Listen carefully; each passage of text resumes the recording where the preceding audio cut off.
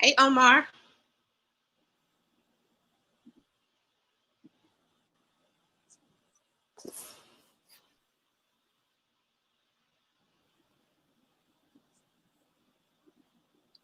Hey, Agape. We are live getting ready to interview Bridget John, the actress extraordinaire, director, clothing designer. She is everything and amazing all at the same time. We're going to wait for a few minutes, give some folks some time to come on in the room. While we are doing that, I am going to play some clips from some of the things that she has done. This is super exciting. One of our own on Amazon Prime. Her movie is out now. Make sure that you go watch it. We'll definitely play the clip of that movie at the end of this interview. But before we get started, we will play her demo reel so you can kind of see what we're working with, see who we're interviewing, what's going on. Good to see everybody. Hoping everybody had a good day today. Who's here with us? I see a couple of people already on with us. If you're here, say hello. If you have comments, please feel free to post your comments. We are going to be live and on fire tonight with our girl, Bridget John. We'll start in about 2 minutes. So gather your friends, tell your friends to come on, tell your family, let's go, start a watch party. Let's get everybody involved. We lost Omar, so what we'll do that. All right, hey guys, come on in. We have an exciting night for you. We've got Bridget John, actor, director, woman extraordinary. She is amazing. You will love her. Her personality is so beautiful, and she's gorgeous, okay? And she's African, and you know I love African movies, okay? They are like the best in the whole wide world. I don't care what you say. If you haven't watched an African movie yet, you ought to be ashamed of yourself. Go immediately to Amazon Prime when this interview is over and watch her movie. All right. So what we're going to do is I'm going to play a little clip of her, some of the things that she's done. And then we're going to invite Omar to come back on. We're going to introduce ourselves. And then we are going to bring Bridget John on. I'm not going to make you wait too long, guys, because I know this is exciting and hot off the press. Here we go.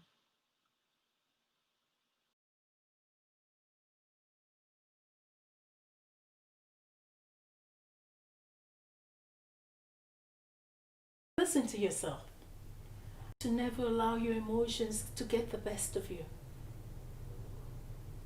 You must subjugate them at all cost. You can't be two-sided. You're either on my side or not.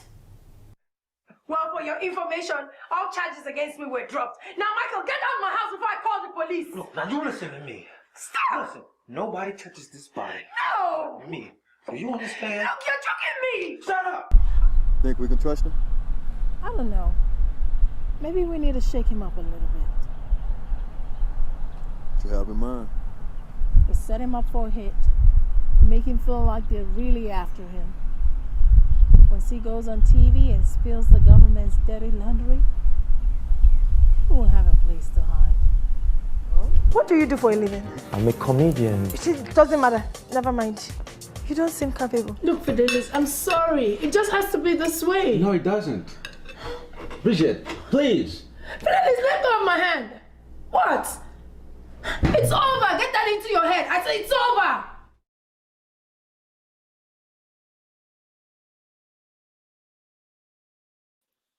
Oh my God. The drama. Okay. I told y'all African movies are the bomb. I am going to bring on Bridget John, and we're going to have our conversation. Omar will join us a little bit later. He's having some technical difficulties, but once he gets it together, he'll join us in this interview. My name is KTalkingSense. KTalkingSense, Keisha Natalee Cole. I am really excited to be here with you. I am the Agape Love Network social media director. I am the game host. I am the whatever you want me to be person for Agape Love Network. And I'm super excited to be able to have Bridget John join us tonight and just talk to us a little bit about her experiences as an actor, as a director, you know, and then let her tell us a little bit more about some of the things that she's working on, some projects she's doing, and what it really takes to be a great actor. I mean, this is a journey. You don't just get on stage, open your mouth, and boom, everything is great. No, it is a journey in this life. So let's bring Bridget John on.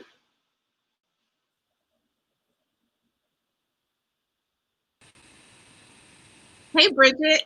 Hello, Keisha. How are you? I'm good. So good to see you. I love that print that you have. Thank you. Did you make that? Yes. Okay, we're going to talk about that a little bit later. I'm telling you, I'll be ready. Okay, she is fire. So, Bridget, I showed a little clip of your demo reel with a couple of things that you have done, which was amazing. I'm super excited about the project that you have on Amazon Prime Movies right now. That has to be like the best feeling in the whole world. Like, you have worked so hard, you know, for this moment, right? Why don't you share a little bit about yourself? Okay. One thing a lot of people ask me when they see me is, "Oh, where you from?" Because I have a very unique look, you know, and it's not typical of Africans. And I'm actually my father's Nigerian and my mother's Scottish, so I'm biracial. Born and raised in Nigeria.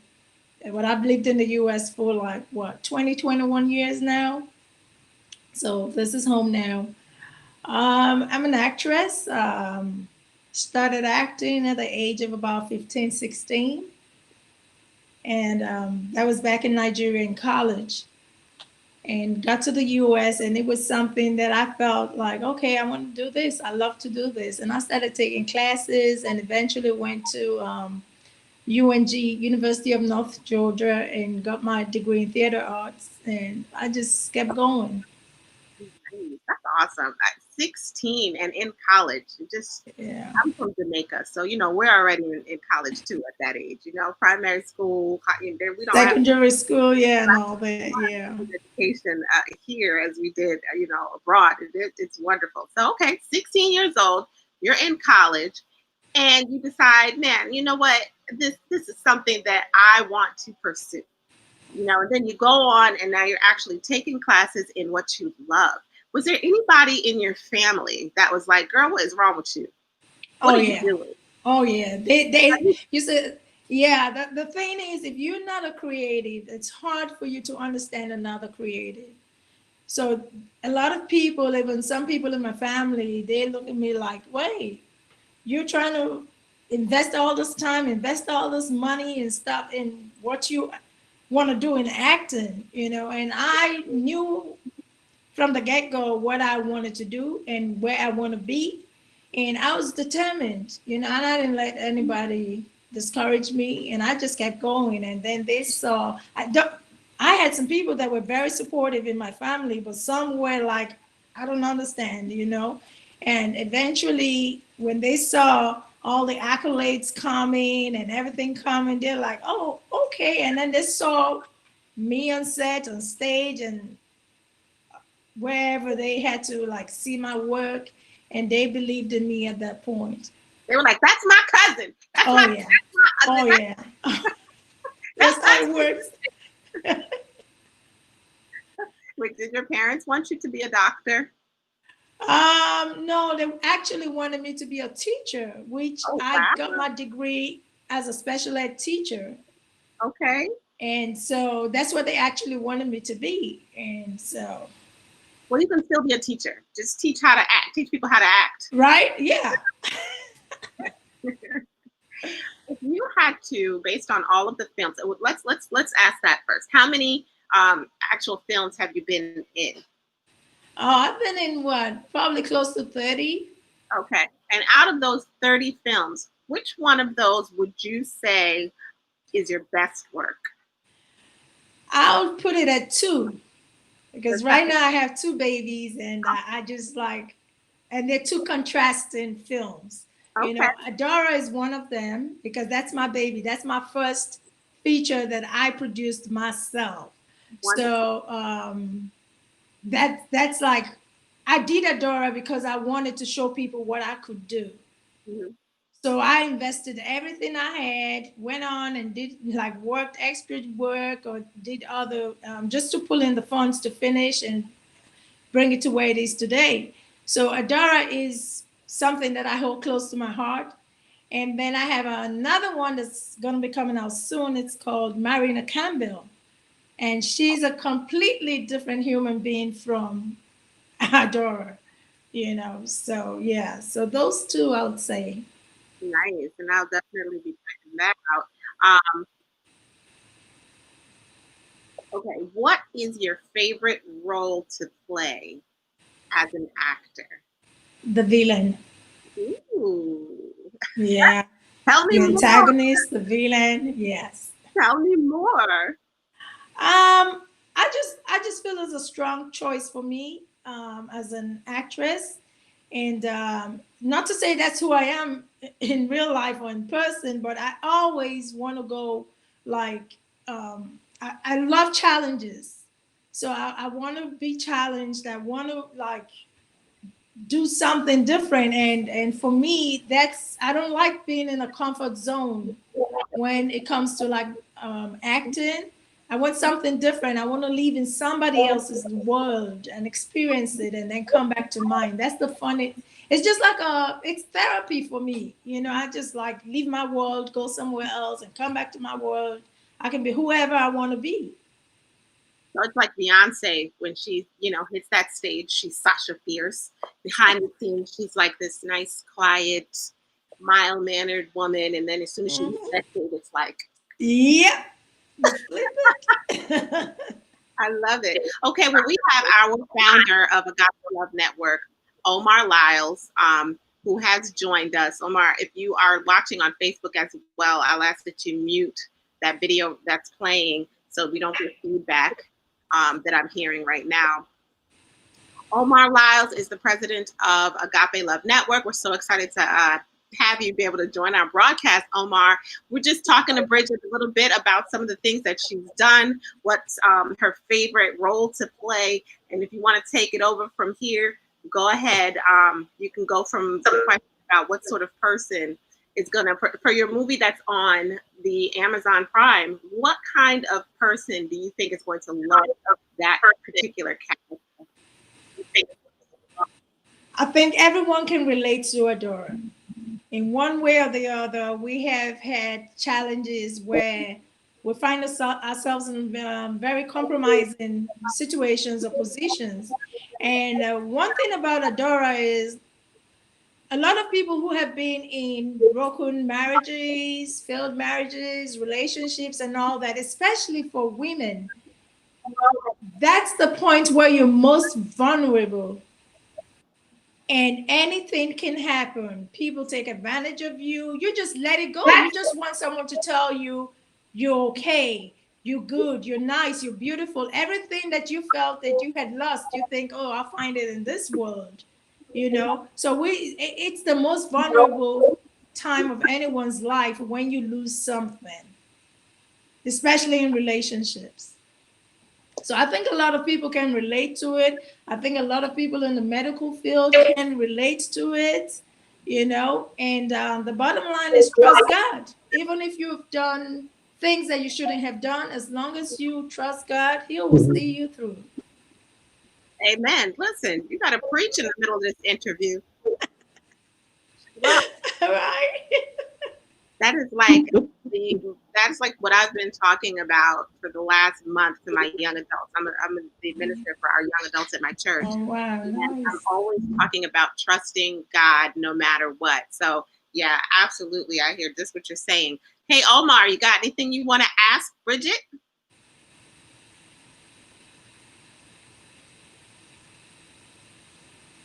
Omar looks frozen. Oh wait, there he goes. Yes. Well, actually, actually, I'm just actually delighted to actually, this interview, and I watched the movie. It was phenomenal, Thank and you. so it was really really cool. I had a day where I pretty much just spent time with. This is really really good.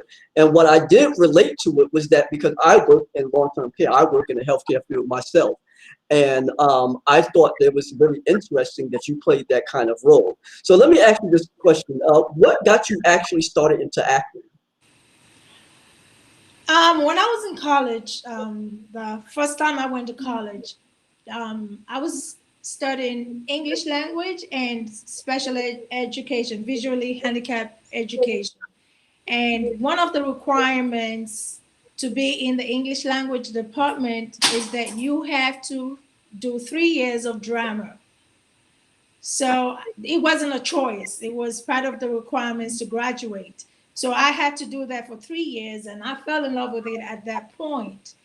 And then when I got back here to the when I came here to the U.S., I was doing my fashion designing work, and I got burned out from sewing. So, and I started having issues with my hands and stuff. And the doctor was like, "You have to stop, otherwise, it's not going to go away. The pain is not going to go away." So, I thought about what else do I like that I know I'm going to do well in. And the next thing I thought about was, I'm going to be an actress. I'm going to go full time, do this. And that's how I started. So I started taking classes at Nick Pro Actor Studio, which is run by Nick Conti. So I went there for about 7 months, and then after that, I had got a private coach, and I was coaching. He was coaching me, and then I just decided, you know what, I'm gonna just go get my degree in theater arts, and that's how I went on and got my degree. And I never Mm. stopped when I started back here in 2007. I never stopped working.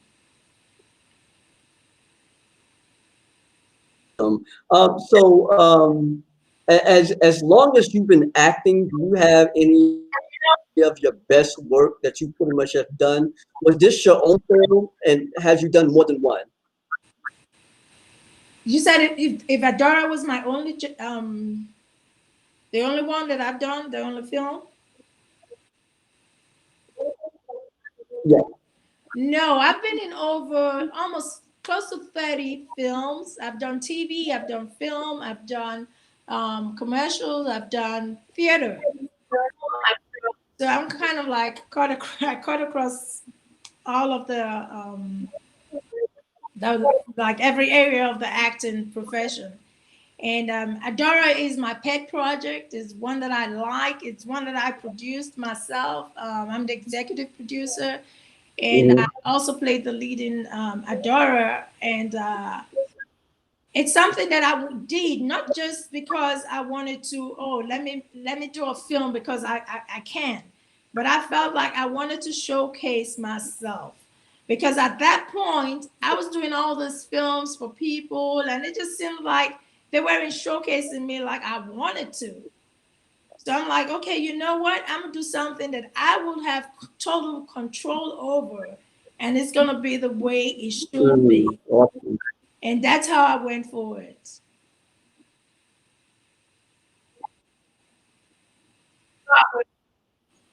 Okay. So, do you reflect the character itself? Do you have, or matter of fact, as any characters that you ever played that reflects your personality? You know what? As an actor, there's always something, a little bit of you in that, because you have to find it. You have to find that character.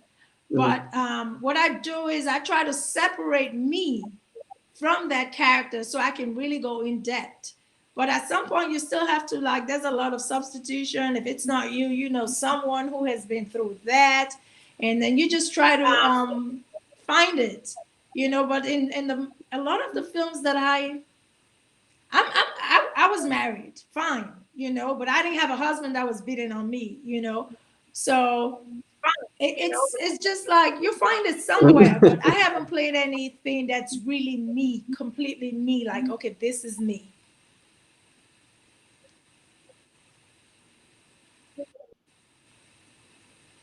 Okay. Out of you have a lot. It seems like you have a lot of experience.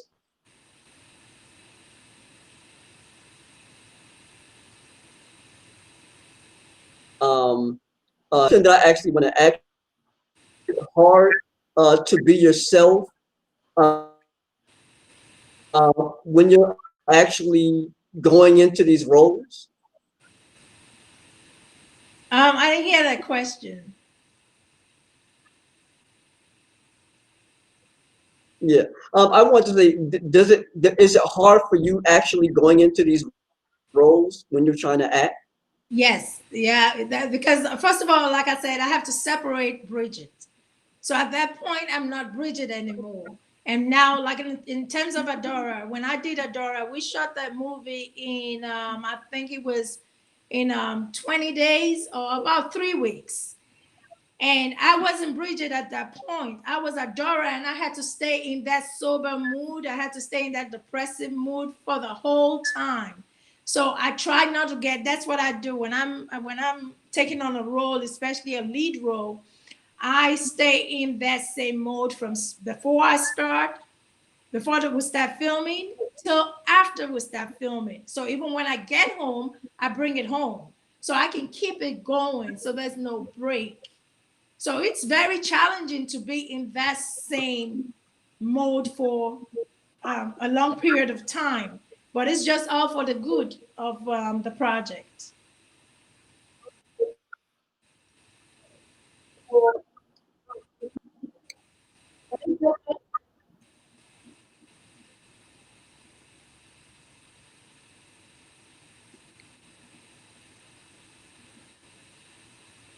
Omar, are you with us? Here's another question. Um, the characters that you play, as far as Adora, do you consider that part that you ever played? I didn't get that completely. What did he say?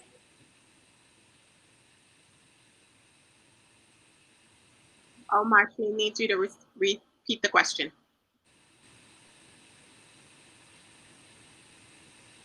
Yes. The character that's played in the movie, is this actually one of them?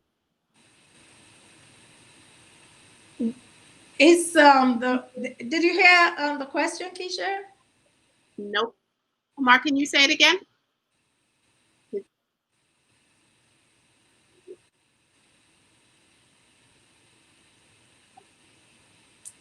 I think we're losing Omar.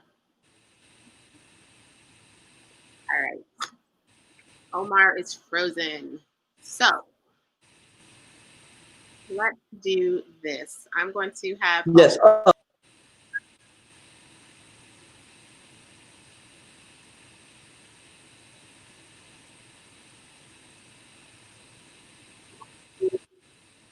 Can you hear us, Omar?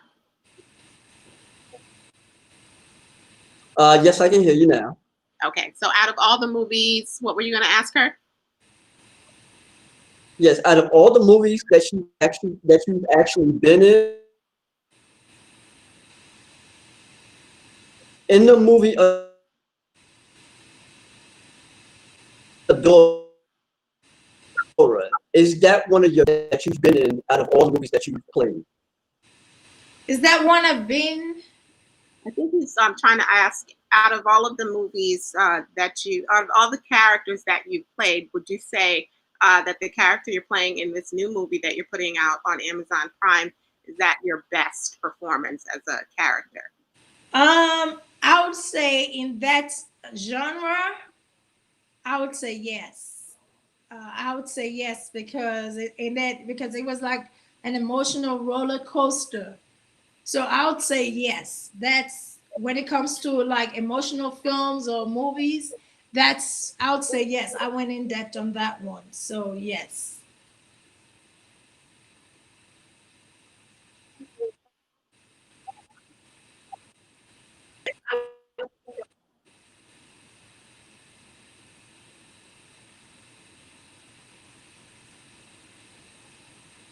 Okay, so I'm going to take over because the delay is just not good for the interview.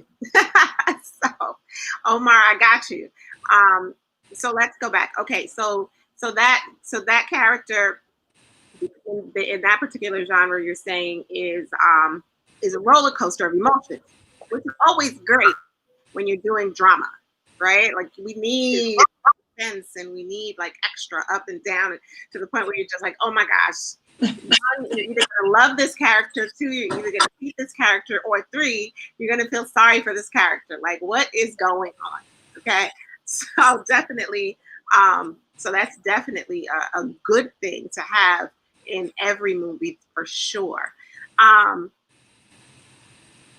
what do you think what would you say was the biggest challenge in one, becoming an actor, and then two, um, maintaining that job? Like being an actor is not easy. There are a lot, what they call us the struggling artists, right? Yeah. Mm-hmm. You can be high, making lots of money one minute, and the next minute you're flat broke trying to eat noodles for dinner because you don't have any money, right? So what would you say is your biggest challenge? Okay, I would say the biggest challenge is just having people believe that you can pull this through, and it's expensive. Like they say, if you can't invest in yourself, who wants to invest in you? So it's expensive. I'll say that's the biggest challenge, that I have to like keep training. I have a coach that whether I have a gig or not, I still have to take classes. I still have to look for ways to improve my skills or add on skills, and that's all money at the same time. And it's time. It takes a lot of time. It takes a lot of your time. And now that I'm doing this full time, I see why a lot of agents and a lot of directors, producers will tell you, if you really want to be an actor, you can't have another job. So they don't care if you're sleeping in your car. They say, okay, how bad do you want this? So they don't care how you do it, just do it. Sometimes you might get an audition notice at 8 o'clock at night, and they tell you, oh, we need it. I had one the other day, and it was 5 pages, and I had to do that in 3 hours and send it back in. So it's like your brain is constantly working, and even when you're not on set, or when you're not studying for a particular film or maybe a project, you still have to keep exercising your brain. You still have to keep doing your own little things. You just have to keep working. It's just like during the corona, like with this COVID situation, I had to create another little project that I do. It's a skit that I do with a lady called Precious. So I play Precious, and I just to bring that humor and fun, and everyone is kind of like, oh, I don't know what's going on. So Precious just comes with like her own comic relief. So that was something that I had to create with another brother in my agency, that we do together from two remote places. So as an actor, you never take a break. That's the hardest part. You never take a break. Sometimes I don't get to go to parties because I'm working, or because I have to study for this. And then I have to travel to LA for workshops. I have to do some here in Atlanta. So it's always something. Yeah, I had an opportunity to see a little bit of Precious, Precious. and it was super funny. Um, Matter of fact, I would love to share a little bit of Precious while we're here, if that's okay. just so folks can see, you bring the drama, but you also bring the funny. And yes, being an actor is very expensive, whether you are on set or whether you're directing, especially if you are directing. It's even more expensive when you're directing because, the whole budget comes out of your pocket, right? You have to pay for that. And so it's definitely expensive.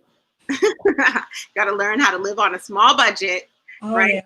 Yeah. Below your means, so you can always be ready, and definitely be ready at the drop of a hat. You're absolutely right. I'm going to play this little clip of Precious. Y'all hold on to your seats. I don't know what's going to come out of Precious's mouth, but just be ready.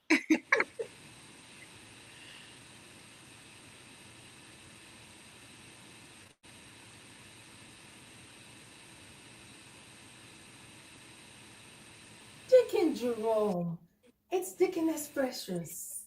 Oh, hey, Deaconess.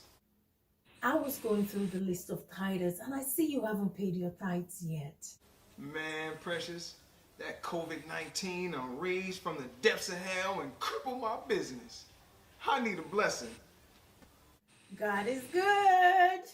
All the time, sister. You got the stimulus check for a family of 6. Well, you know that's 6 mouths to feed.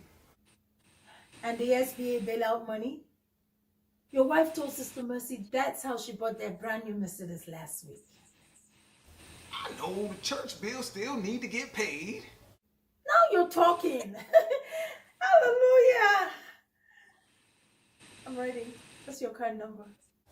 But Deacon Jerome, Malachi 3:10, bring to the storehouse of the Lord, so there might be food.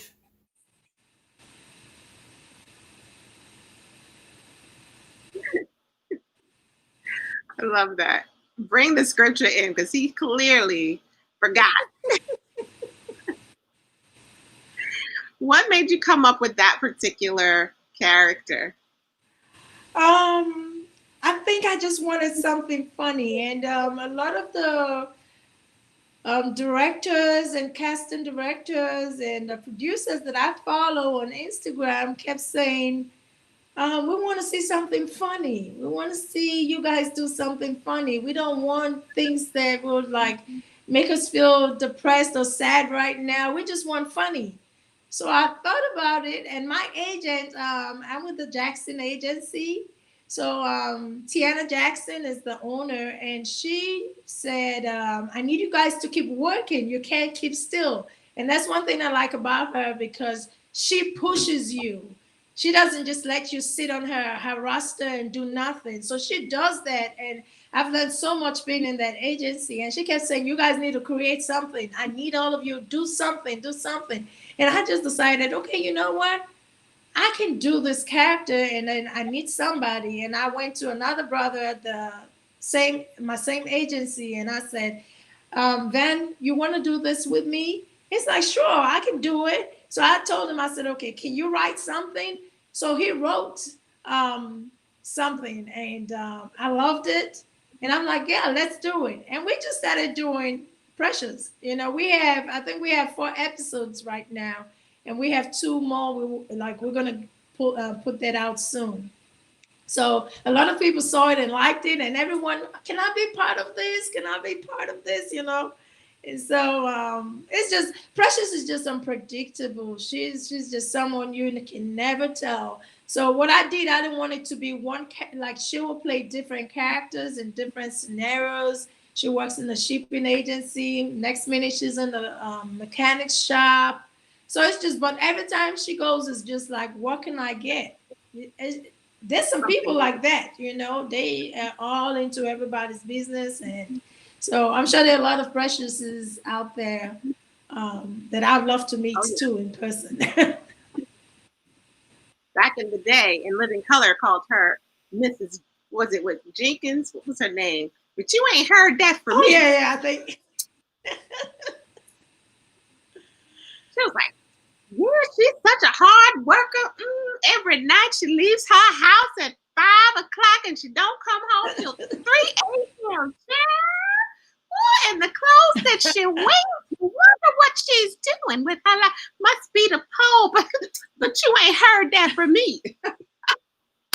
I love those characters. It's hilarious. It's like sitting up in the window looking outside type of thing, right? Watching all of your neighbors come and go, and just like making all these assumptions on their life or things that you have no business telling. That's always comedic and funny for sure. So, Bridget, as an actor, we're talking about your journey, right? As an actor, we talked about when you first started, what gave you, what inspired you to become an artist. We talked about some of the roles that you've played and the importance of those characters. When you have a role, how do you prepare for that role? Let's say you're doing something super dramatic where, like for example, this new movie that you have out on Amazon Prime, there are some cliffhangers in there, some really great moments that women can relate to. How do you prepare yourself for those scenes? What do you do to get in the right headspace? One of the things I do is I try to build a life.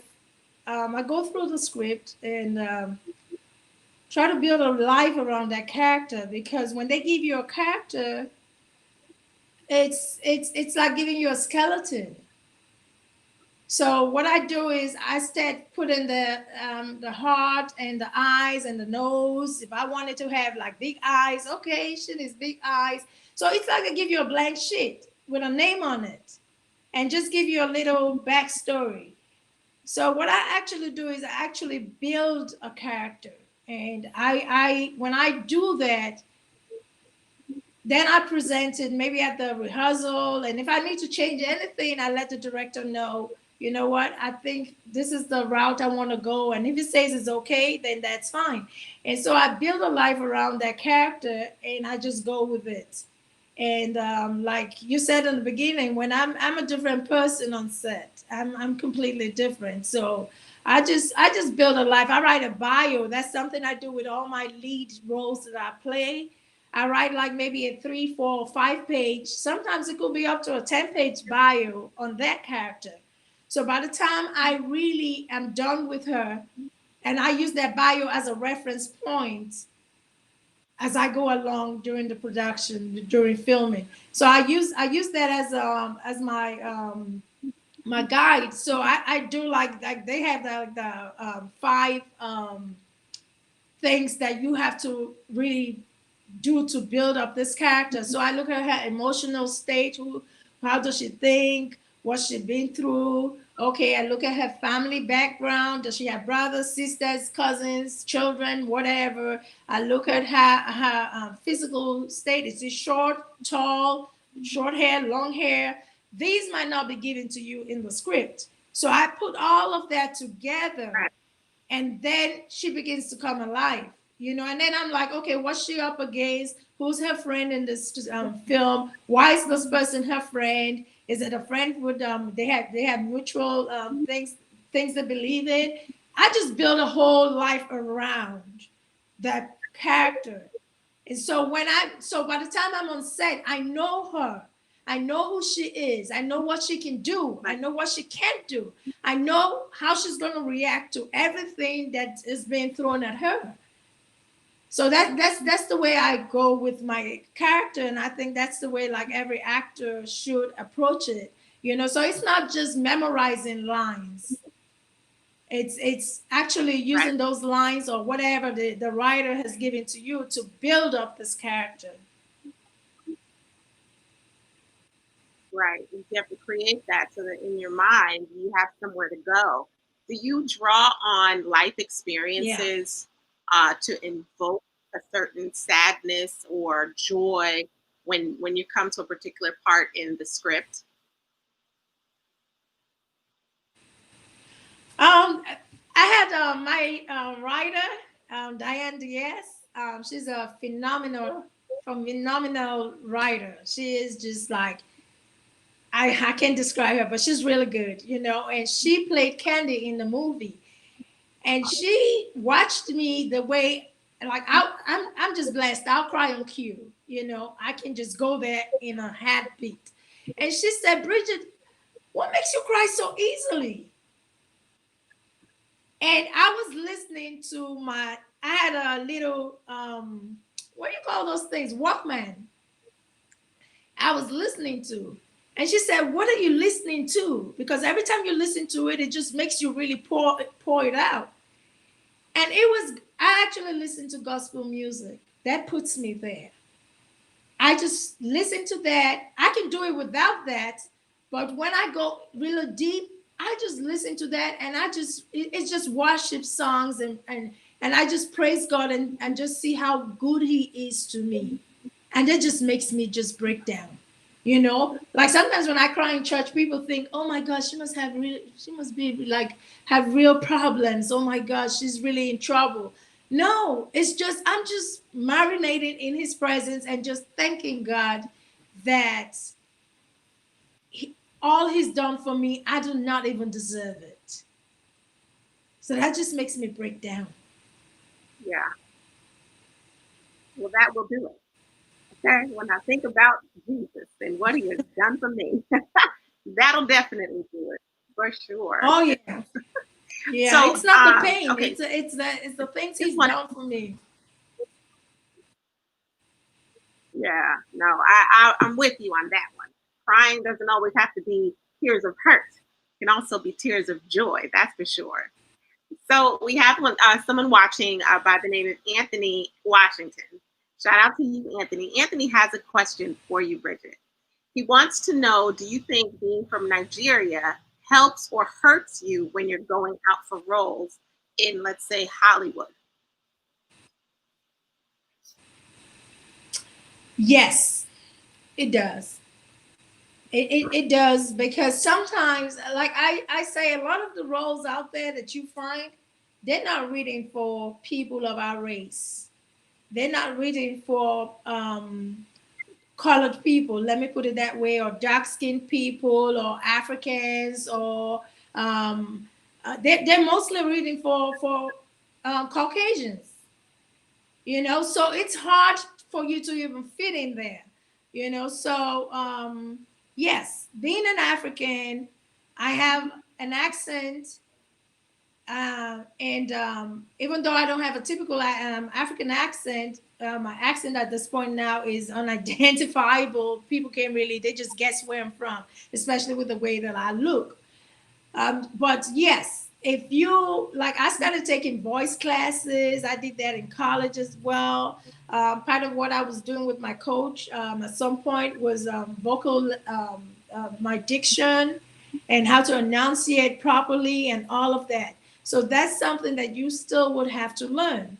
You know, a lot of the people that are Africans, you see a lot of Africans doing real good in Hollywood, but they were either born here, or the ones that came from London. It's easy. I think it's easier for them to switch because they speak in a different way as well. And they have enough money, a lot of them, to afford a vocal coach. They have enough money to afford a voice coach or voice and diction coach. It's like my voice and diction professor in college, Elisa Carlson, was the voice and diction coach. Sorry, was the voice coach for Selma, the movie Selma. So right. She was the one, I guess, that worked with David Oyelowo to really nail that accent. So they all have these roles, but I don't let that discourage me. I still apply because I believe what's yours is yours, and the fact that you're different is what Hollywood is looking for right now. They want something different. They want a different you.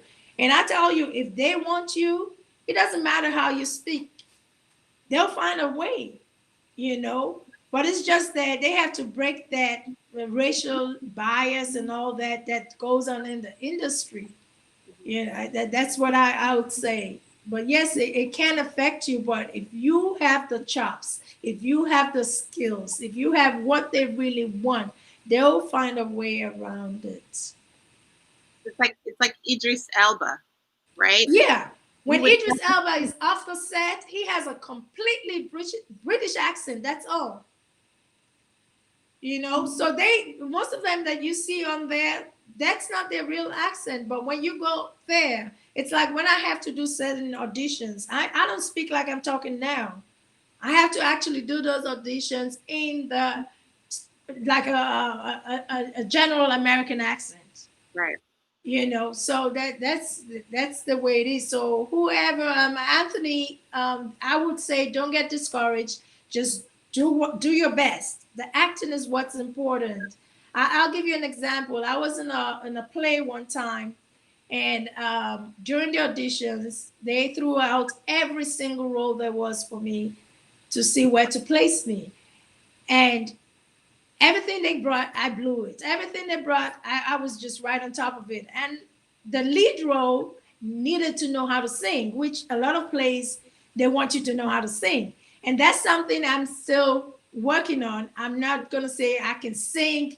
No, I'm not. I'm not going to say I'm taking classes now. I'm working on that. But because they wanted me so bad, because they felt I was the perfect person, the acting was just on point and everything, they told me, you know what? You don't have to sing. We're gonna let your husband in the film, in the play, he's gonna sing for you, but we need you to do that lead role. Wow. So that's, you have to just get your skills together first, where they would remember you. Yeah. Yeah. And that's so important. I like that. You definitely have to build your craft continuously. It's not like you said, you are continuing to educate yourself. You're continuing to get coaching, vocal coaching. You know, I'm sure you exercise because you have to have stamina when you're doing these things. And you know, a lot of people don't realize that when you are doing plays, it's so different from when you're on screen. Yeah. Not the same. You know, when you're on screen, you can act, right? You can live the moment when you're on screen, but when you are on stage, everything is grandiose, right? So you can't be there going, "Oh, Herbert, I love you," right? Like you would on a screen. But if you're on stage, you have to be like, "Oh, Herbert, I love you." You know what I mean? It has to be extra. Yeah, they're two different techniques. You know, like in film, the camera will do a lot of the work for you. Right. And you have numerous chances. If you make a mistake, okay, cut. We'll take it again. But on set, it's one. You cannot blow it. You cannot blow it. You have to bring it up. You gotta know how to keep going. You have to. Yeah, you cannot. That's just it's like a. You have to do it like, this is what my life depends on this. You have to do it to save your life. Right. So let me ask you this. I remember I did a play a while ago. It was a Christian play, and it was called The First Family. It was a series. Will the real man of God please stand up? And I played the best friend of the first lady, who was the main character. And my role in it was that I had slept with her husband before they got married, but I never, I didn't tell her. And I got pregnant, and I thought the baby was his, and it wasn't. And so as I'm raising my daughter gets older, and she falls in love with my best friend's son, which is crazy because they may or may not be relatives. Right. And so I remember a particular scene where I got so mad at her that I slapped her. I just slapped her in the play. And this one particular, I don't know what came over me. I was so engrossed in the character, I slapped the mess out of her. And I was just like the whole audience felt it. And I was like, oh my God, this girl's going to beat me up on this stage because I totally legit smacked her. Have you ever had a moment like that where you were just so engrossed in your character that you just lost? No, I haven't.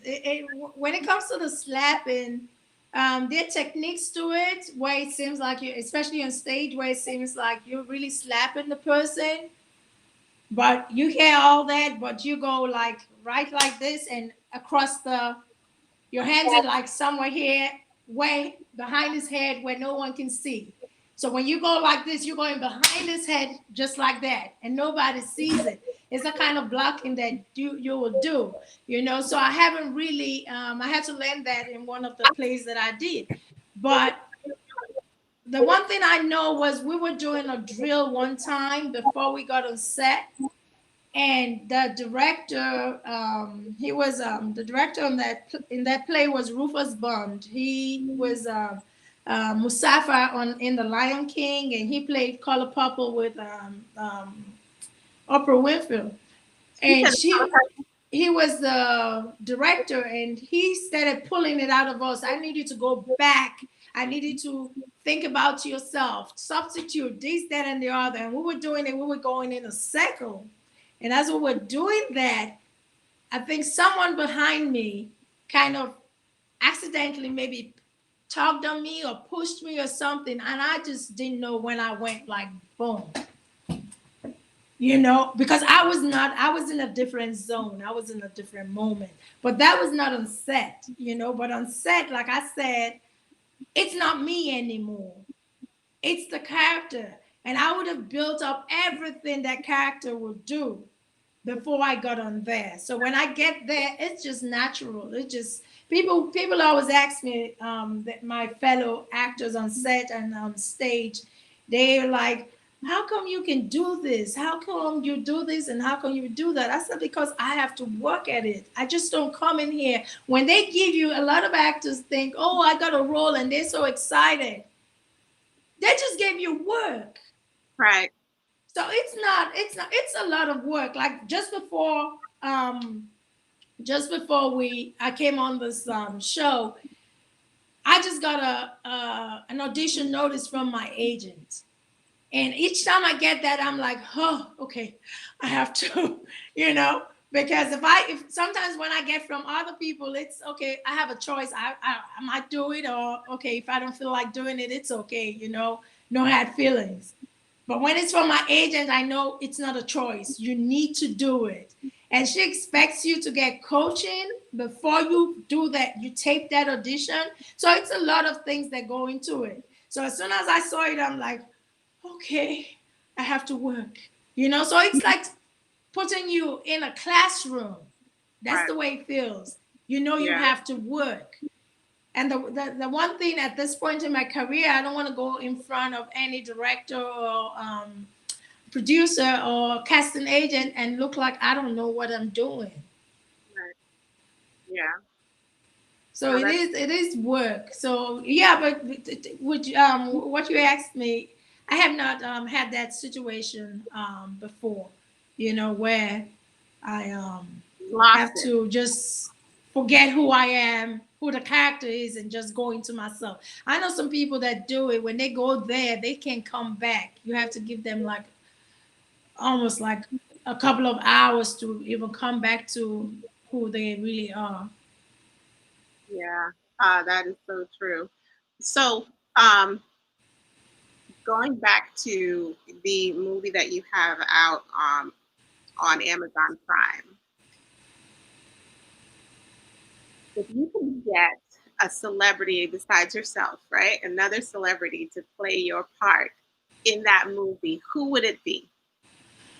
Okay, I would say, who would it be? In Hollywood or where? Hollywood. Hollywood? I'll say Viola Davis. Ooh. Okay, tell me why. She's an actor that goes in depth. She knows who she is. She knows how to play the roles that she has been given. She can switch it up. She doesn't just stay flat. Right. Yeah. So she has that flavor. She has that spice to her acting. I like the way she acts. She's one of the people I look up to. She's she has it.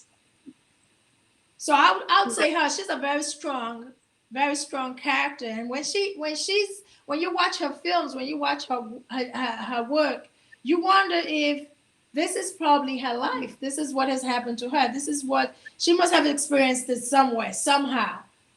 So I'll say, yeah, Viola Davis will be one that I'll say, yes, would have nailed Adora to the teeth.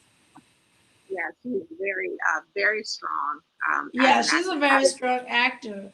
Yeah, because I remember when we were casting for Adora, I and the director, I told him, I said, if we see, we had an open casting call and we had a lot of people come through. And I told him, I said, if we see or we find an actor that can play Adora better than I would, please, by all means, let her play it. I said, we're playing because it's my money we're playing with here. So let her, whoever's going to bring this character to life, I don't mind. Let them play it. Beautiful. Yeah. I mean, it had to be hard being in the play, in the movie, and directing at the same time. How did you manage that? No, I actually did not direct. I have a wonderful, awesome director, Austin Aboka. He directed Adora. I produced Adora, and I'm the executive producer of Adora, and I played alongside my other actors. I played the lead in Adora. So Austin actually directed Adora.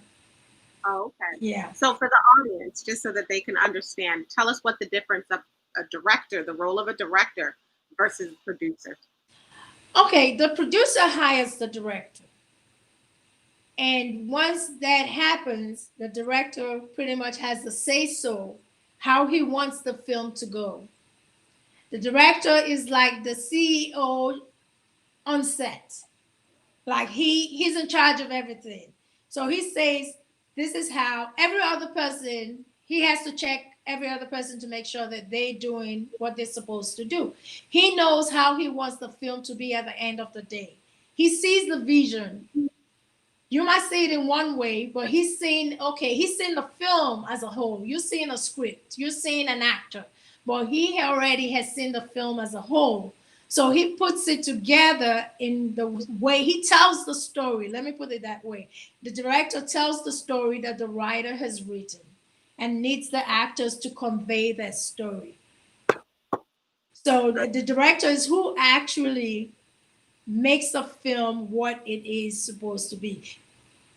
Good enough, the actors have to bring it on, but the director is like the main The main person, man or woman, right? yeah, he's the one. He's still answerable to the producer, to the executive producer, but on set he's the boss. Thank you for that. So we've learned so much about you in terms of your profession, being an actor, your new movie, Adora, that you produced and is out right now on Amazon Prime, where you're from. You've talked about that. Now let's have a little bit of fun and talk about what do you like to do outside of working? Like, what are some things you do for fun? What do you enjoy as a way to kind of decompress and come down? Okay, I love playing ping pong.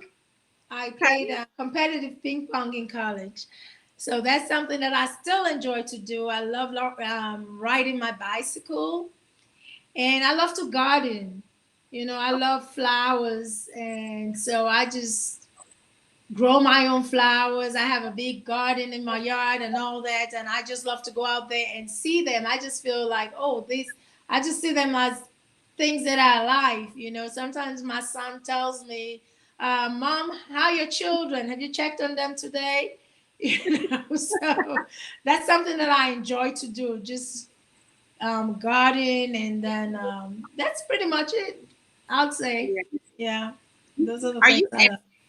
So as an actress, are you able to watch other movies without being super critical? That's difficult. When maybe before I got to this point, yeah, I used to just sit down and enjoy the movie just the way it is.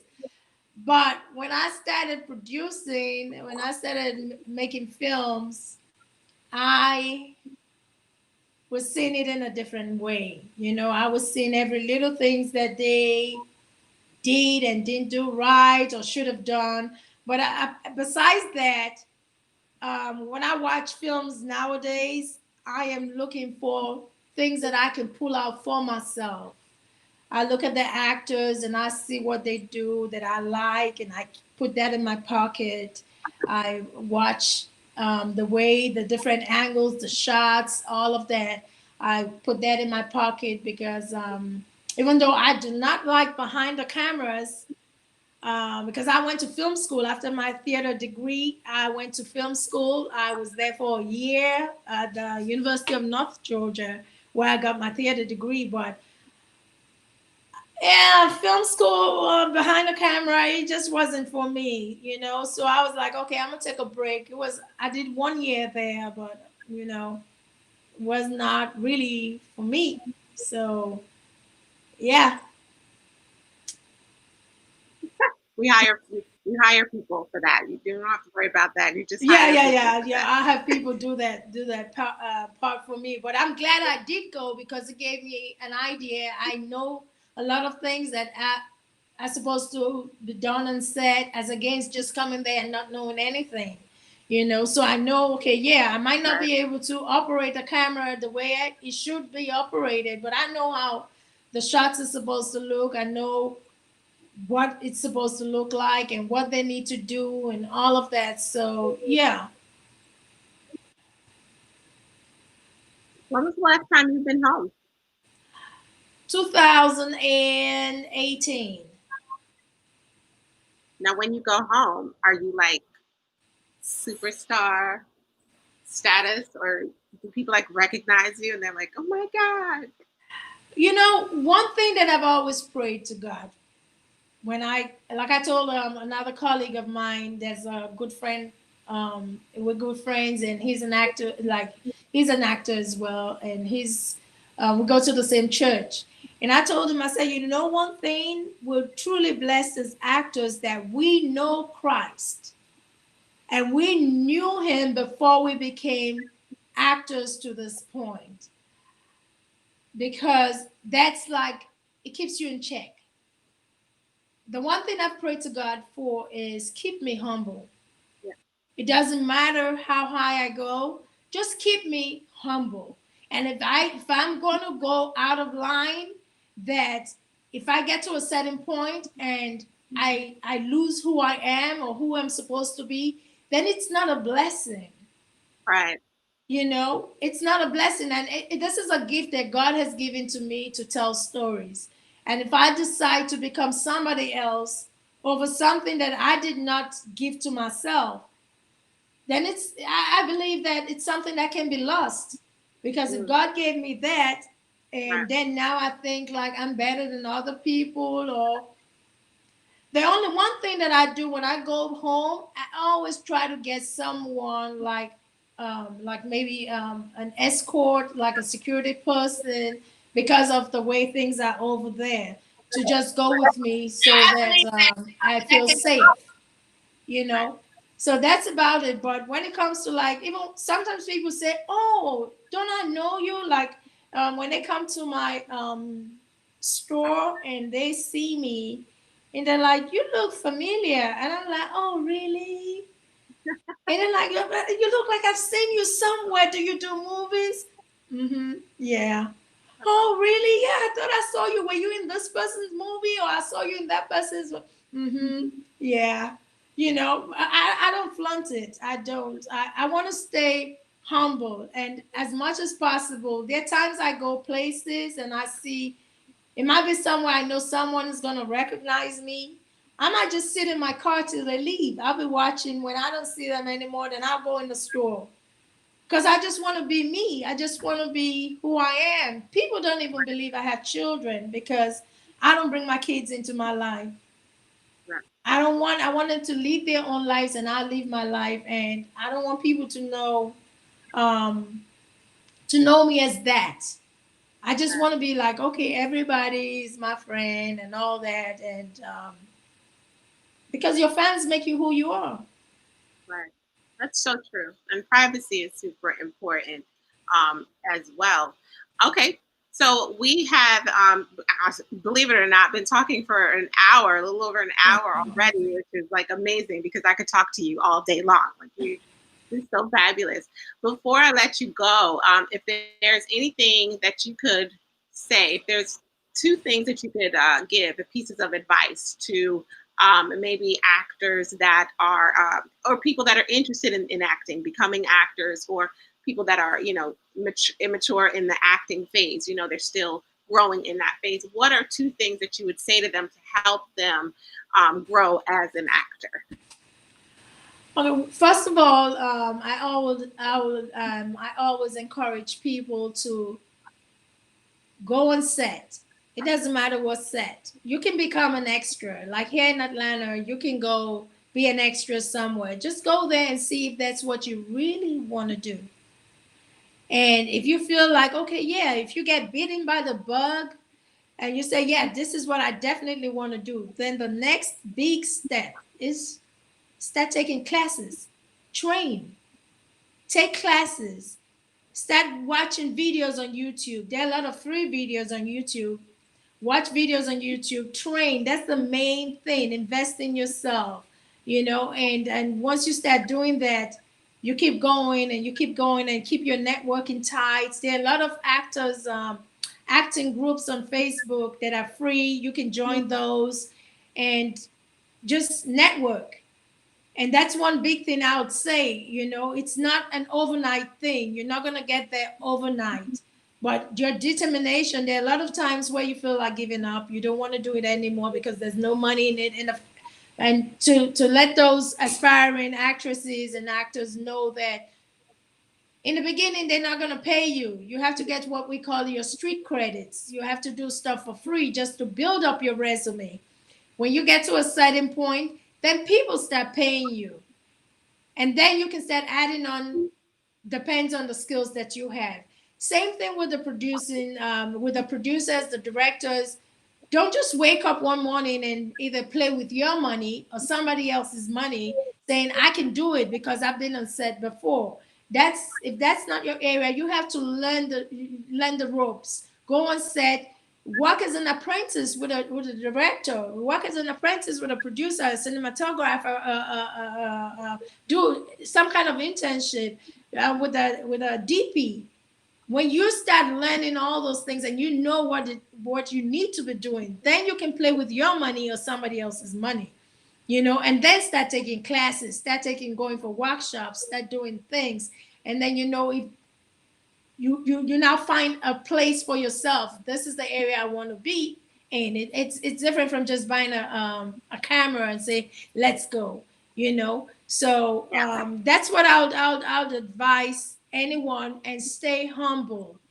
As an actor, it's a circle. You might think, oh, it's a big industry. It is a very small, tight industry, and word go round. So if you mess up on one set or you mistreat people, it'll come back. And nobody wants to work with you at that point. So I'll say classes, stay humble, put God first, because He alone knows. If it's not your destiny, you can try from here till the kingdom comes.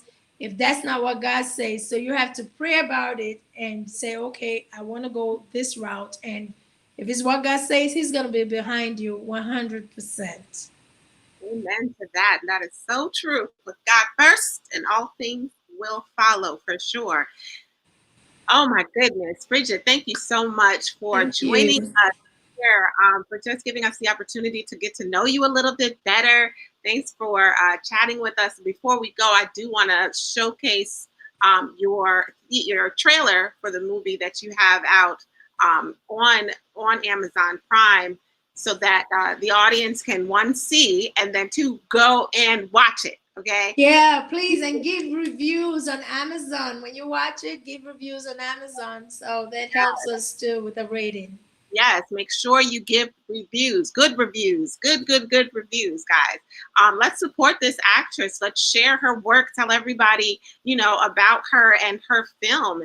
We have to do better at supporting each other and really promoting each other. You know, as you mentioned earlier in the interview, they don't have a lot of parts for us. And so we kind of have to take up that reign and create those opportunities for ourselves, right?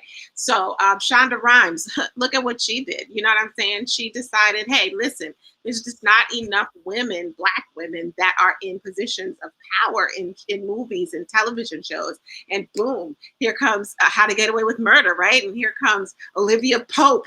Okay. I mean, it's just amazing. It's amazing. So we're really grateful for you and for all the things that you're doing and the opportunities that you're providing for other actors as well. Is there anything before I start this clip, is there anything that you want to say to the audience in terms of what you have coming up that maybe they should look out for?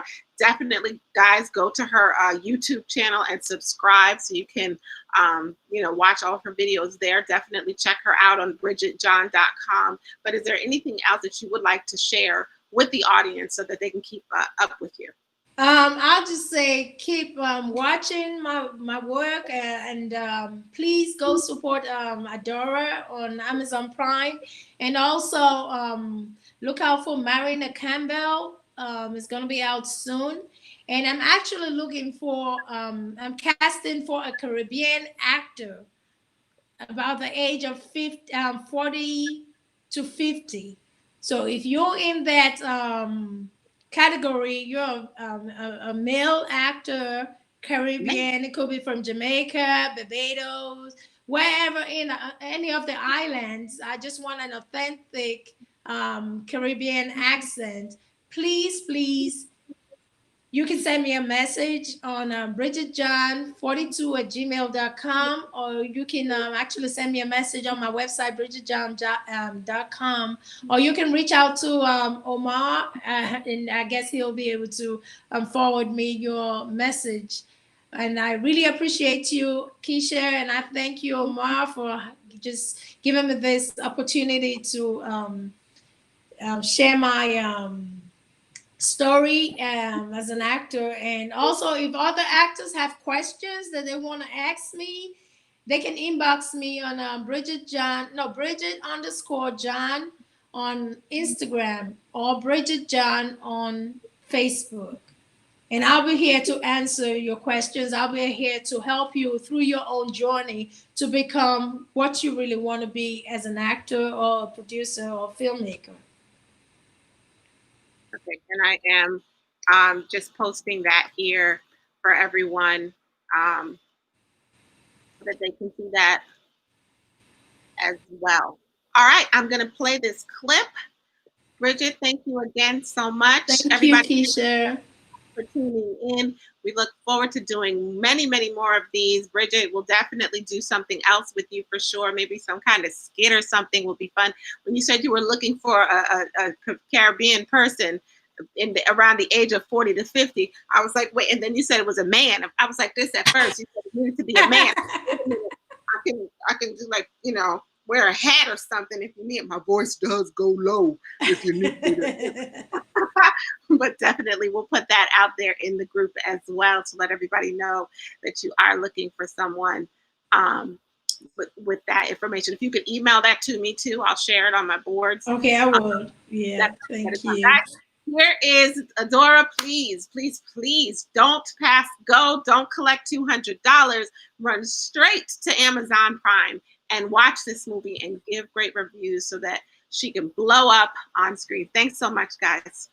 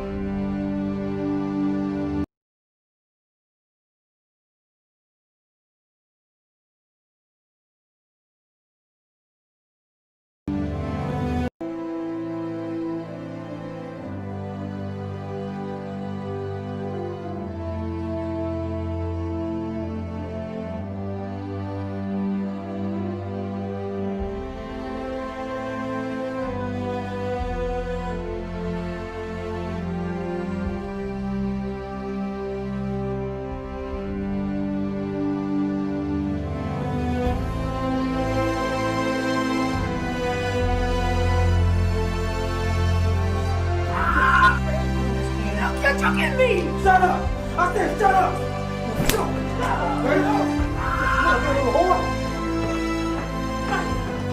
I gave you everything my heart allowed me to give in those 10 years of our marriage. There's nothing that can be done, all right? And I just want to move on with the rest of my life. Okay, get out. Get up! Get your ass! Let it go! Let it go! Get out! My children! I told you to call me if you wanted to give up. If you wouldn't take me out the damn chair, I wouldn't be on the floor. You really expect me to be pushing you around in a wheelchair at a bar? What would people think?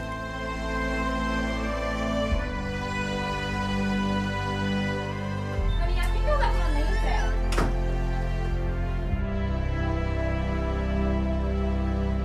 Is there something you're not telling me? I'm okay.